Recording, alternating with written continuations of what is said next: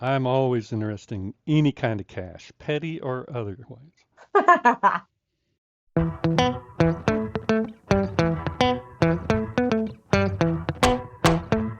A lot of people don't know what petty cash is.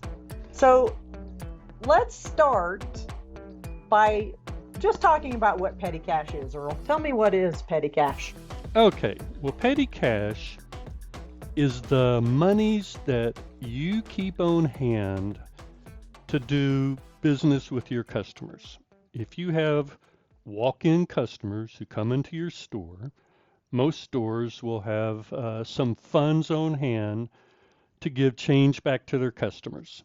In retail, we always called it the float or what was in the drawer. I think we started with $75 in the drawer and made change from that. A lot of rental stores keep a couple of hundred, 300, depending on how much cash business they do. 30 years ago, 40 years ago, cash was much more common. Today, most people use credit cards. As part of the end of day processing, you are given the opportunity of removing checks and cash from the drawer to send to the bank and get it back down to a lower level or a beginning drawer for the next day's business. I have seen stores that have thousands of dollars sitting in their petty cash Mhm. account because they had never made a bank deposit. They don't understand what that's doing. Another thing that affects petty cash is account payments. Generally speaking, you're given the option of putting account payment checks in the drawer or not in the drawer. If it goes in the drawer, then those checks will be deposited as part of the end of the day processing. If they don't go in the drawer, then it assumes they're being deposited separately and they show up on the general ledger accordingly. So uh, it's called petty cash. That kind of confuses some people. Mhm. Uh, it could be uh, the float for all I care. You know, it's the monies you keep on hand to do business with your customers. I know a lot of people who do not carry petty cash. All of their business is account business. And I know people who only take credit cards. So the credit cards are accounted for differently. So, Earl, you did mention that sometimes when you post payments on account payments or through the customer dashboard, Right? that those payments can sometimes go to the drawer. So, I wanted to show where that's controlled at. So, we're going to go to app configurations over here, and then we're going to go to system configurations and then parameters. And then we got to put in our handy dandy password and pick the store that we want to make the change in. And then when we go here to the drawer, this is what we're talking about right here. So see how it Exactly. says put account payments into cash drawer? If that is checked, it means when you make these payments, they're going to go into your cash drawer, which means they're not going to the bank account. They are going to go into the cash drawer, and then you have to go through the process of creating a bank deposit. So if you uncheck that, the only time that payments will go into the cash drawer is if you have like a salesperson who goes to the contract payment screen and post a check or cash on the contract payment screen. Directly. Yeah. And that is where your petty cash comes from. So realistically, unless you're keeping that money in the drawer, you need to make a bank deposit each day to clear that out.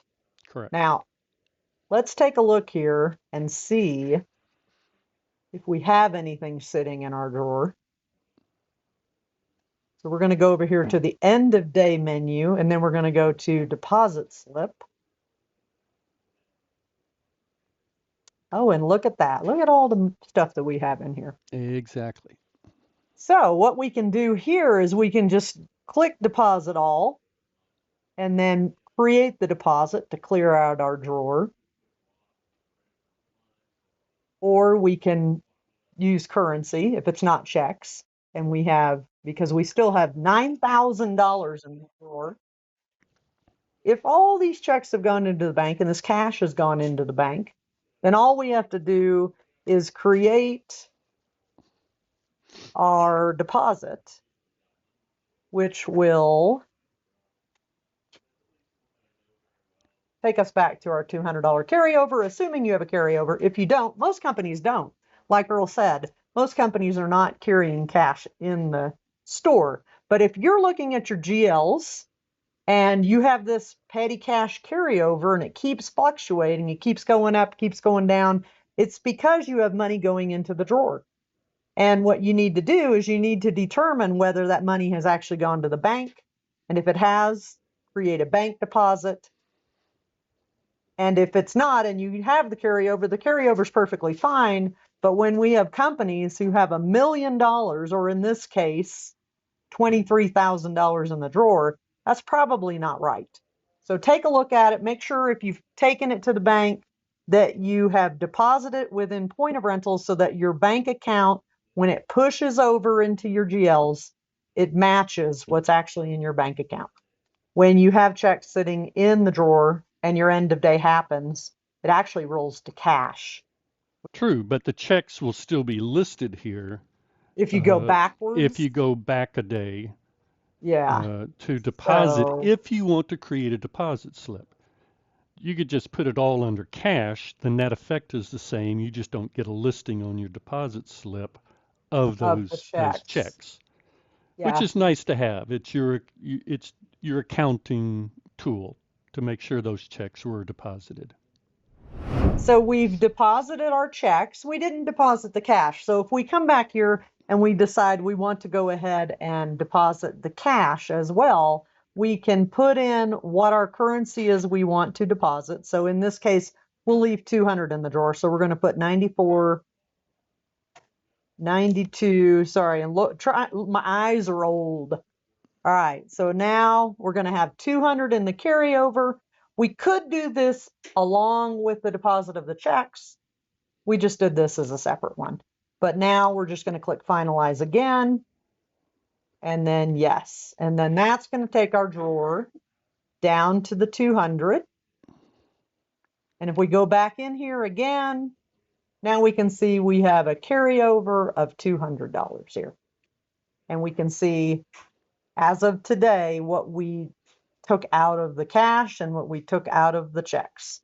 Your operator edit report will also show these two deposits. You'll have two deposit slips for today. No big deal. Awesome. Everything's accounted for. So if you are confused on your petty cash, what is that account? Where is that number coming from? Give us a call. We're happy to walk you through it. It is going to be the payments that you posted that you did not send to the bank. And ultimately, if they went to the bank, you're going to need to create a deposit slip. You can also go into ULearn and use Ask AI. Ask any question you want, give it a thumbs up or a thumbs down, and let us know whether it's giving you the correct information. And we appreciate you joining us today.